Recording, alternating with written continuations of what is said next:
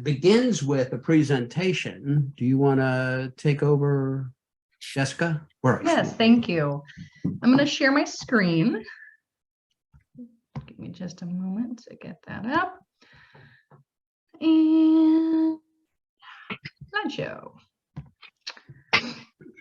So today I'm going to be presenting on some of the intellectual freedom and censorship legislative bills that have been both proposed, adopted, discussed, dismissed, vetoed, kind of across the board.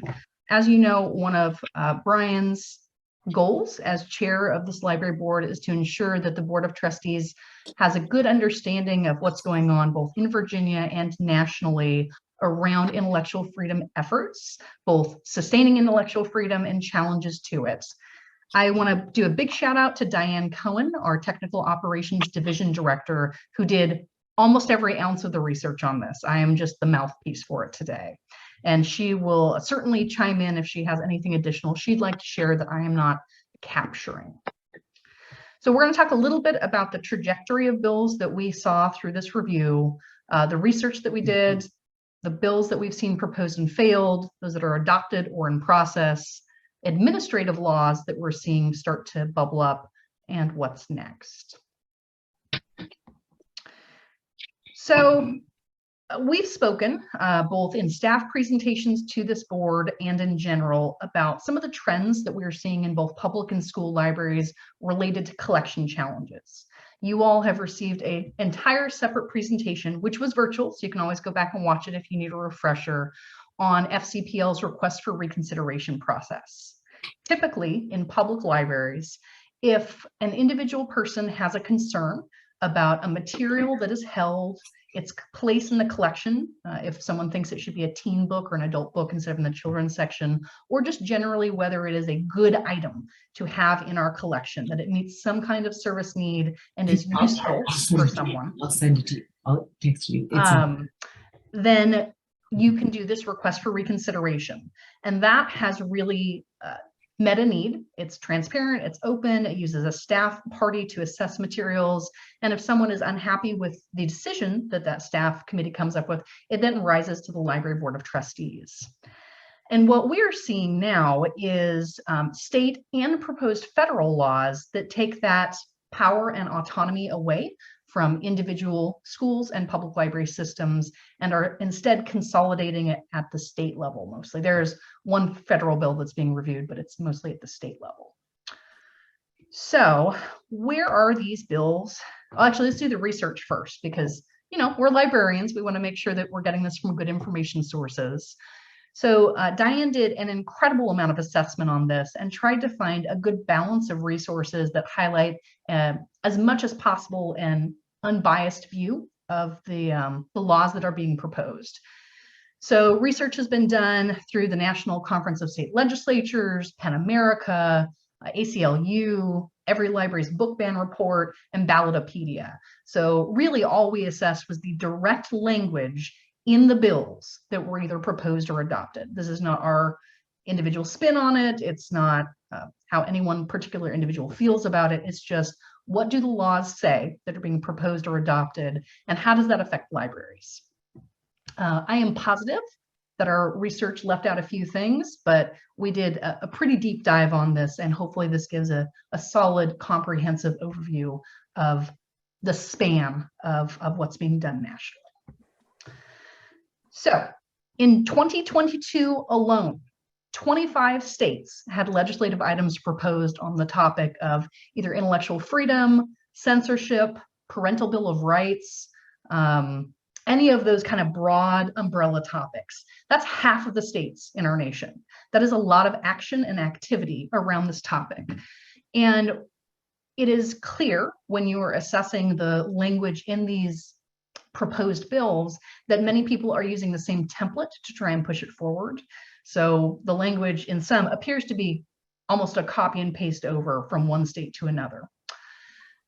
The states that have failed bills are all over the place. They're in conservative states with Republican governors. They're in more progressive states with Democratic governors. It's really all over. And as you can see from the list here, it's on all the different regions of our country as well. It's Midwest, it's West, it's Northeast, it's our state as well. And what we found was that many of the bills that failed, some were due to simply timing out a legislative session, but many were withdrawn, reworked, and resubmitted, as we see with other legislative items where they are condensed down as many different legislators submit bills, they talk about it, and then they assess and come back with a more comprehensive bill that they think fits their needs a little bit better. Almost all of these 25 bills that were in this proposed and failed section were mostly focused on school libraries. They were less about public libraries, and they were oftentimes focused more on that parental bill of rights and the opportunities for parents to have a stronger hand or touch point in their children's education. But we thought it was really appropriate to share that those were happening as well. As you'll see later, some of these bills have strong impacts on public libraries too. There was only one bill that was vetoed, and that was in Kansas. She had a fascinating opinion that went along with it that I'll be happy to share and post later for your reading pleasure about why she vetoed the bill, and it was mostly about overreach. So those are the bills that were proposed and failed. We also saw 14 states that either had active or adopted laws that were either being discussed in 2022 or were put into place in 2022. For those bills that had enacted laws in 2022, again, most of the focus was for our colleagues in school libraries or for teachers in schools in general. So there's a couple bullets down below that you can see, and a lot of the focus was on the definition of what a sexually explicit material is, redefining what age appropriateness is for materials. Many of them included language speaking to parental opportunities to pre-approve of materials that minors could either access, check out, or be viewed by their children. There was even one law in Oklahoma that passed that required vendors who provide database services to follow those same legislative requirements. It's not just on parents and families, it's not just on staff in their public or school library system, it's also on vendors to ensure that they are following those exact same very explicit requirements. So you're probably saying, Jessica, this is all about school libraries mostly. Why do we care? We're a public library board. And the reason that this was brought to your board leadership's attention to start talking about was the segue. It's that transition point, because our school library colleagues have gotten a lot of the brunt of these bills that are coming forward, whether you are happy with their impact or not. But we can kind of see the trajectory on this, which is a transition to public libraries as well. Missouri was not able to pass a complete parental bill of rights bill that they had put forward as legislative amendment in 2022. So instead, they are changing their trajectory, and they are looking at whether or not they can push forward an administrative law change, which is currently open for public comment, I believe, through mid-December. I think you also have to be a resident of the state of Missouri to comment on it, but I could be wrong about that. This administrative law change is being proposed by their Secretary of State, and it's related to state funding.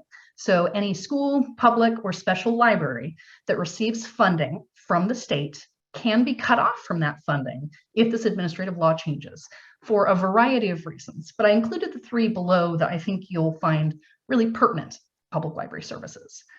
So if a public library is found to have age inappropriate material displayed in a space where minors might congregate or walk past, you could be ineligible for state funds.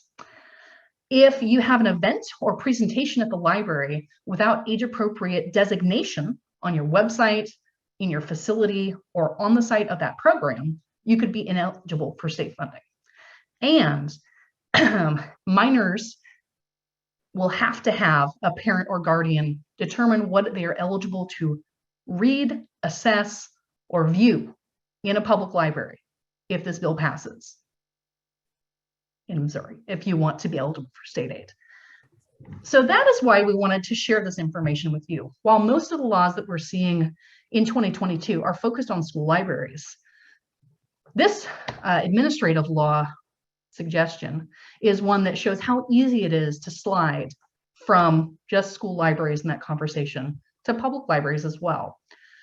And while our public library system, if we had to, would find a way to get around the need for our state aid, many of our colleagues in the rest of the Commonwealth would not be so fortunate. They are not funded as well by their localities, and they would need to find a way to comply with these types of rules if they are proceeded forward with in a state like ours.